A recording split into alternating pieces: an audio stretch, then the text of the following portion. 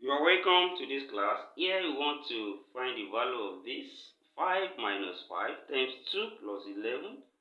Now these options, the sign we have here is not an exclamation mark.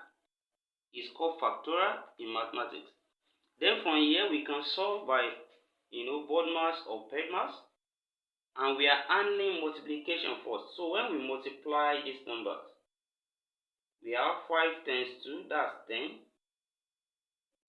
Then we can write 5 minus 10, then plus 11.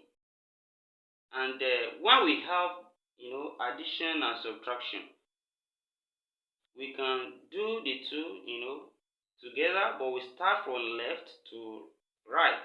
So 5 minus 10 will give us minus 5. Then we have plus 11. And then minus 5 plus 11 is 6. So this gives us 6. Now, which of this option is 6? 0 factorial is 1. 1 factorial is 1. Then 2 factorial is 2 times 1, which is 2.